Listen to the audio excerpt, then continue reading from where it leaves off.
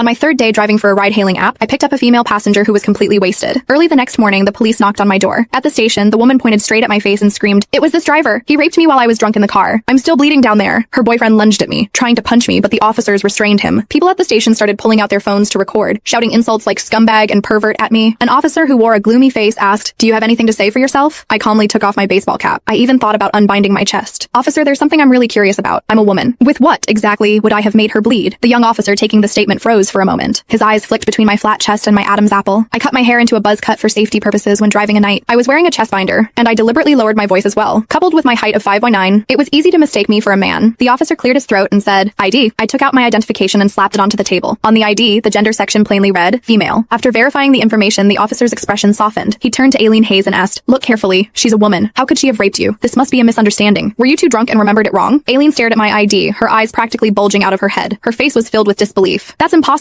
The ID must be fake." She shrieked and lunged forward, grabbing my collar. "He's a man. I felt it. That strength in the car, only a man could have been capable of that. Officer, don't let him fool you. He must have had surgery, or he's some kind of perverted cross-dresser." I slapped her hand away and said coldly, "Lady, want me to drop my pants right now so you can check for yourself?" Aileen kept trying to make a scene until an officer shouted at her, "This is a police station. Keep it up and you'll be detained. Our system confirms the driver is female, biologically female, with no record of gender reassignment." That settled it. Nelson Mullins' face turned red as doubt was written all over his face when he looked at Aileen, his girlfriend. "Aileen, didn't you say he was the one who made you bleed? If she's a woman, then why were you bleeding down there?" Aileen panicked. She suddenly clutched her stomach, squatted on the floor, and burst into tears. "I don't know. I fell asleep in her car, and when I woke up, it was already like that." "Nelson, are you even a man? I'm already in this state and you're still doubting me?" Some of the onlookers who had started to leave immediately gathered again. Someone whispered, "Maybe this driver got a fake ID just to harass female passengers." Yeah, there are plenty of sick people these days. At this moment, the officers were clearly fed up with Aileen's nonsense. "That's enough. You should provide evidence before making such claims. Was there an audio or video recording in the car?" an officer asked. I nodded. "Yes, but the memory card was full last night. I don't know if it overwrote anything. I'll have to check once I get home." "Then leave the equipment here. Both parties can go home. Wait to be contacted." I signed the paperwork, put my cap back on, and prepared to leave. Just as I stepped out of the station, Aileen rushed after me. She grabbed my sleeve, her eyes full of venom. "Don't think you can just walk away. You caused a fight between Nelson and me. This isn't over." I shook Aileen off. "You're insane. Get your head checked." I thought it was just a farce. Once I pulled the dashcam footage, everything would be cleared up. However, I underestimated just how vicious this woman was. Back at my rental room, I was about to export the video when my phone suddenly started vibrating nonstop. Notifications came flooding in. There were hundreds of text messages, and even my social media account was popping up with endless friend requests. My hands trembled as I played the video that was constantly being sent to me. On screen, Aileen was sobbing hysterically. Her voice was hoarse with emotion as she accused me of rape. My shout of claiming to be a woman was cut out completely, leaving only the footage of me red-faced and flustered. I looked like I was trying to explain myself. The caption was horrifying. Ride-hailing horror. Perverted driver, rapes drunk female passenger, then walks out of police station using connections. Victim's boyfriend breaks down on the spot. Police suspected of cover-up. The comment section was filled with hundreds of thousands of messages.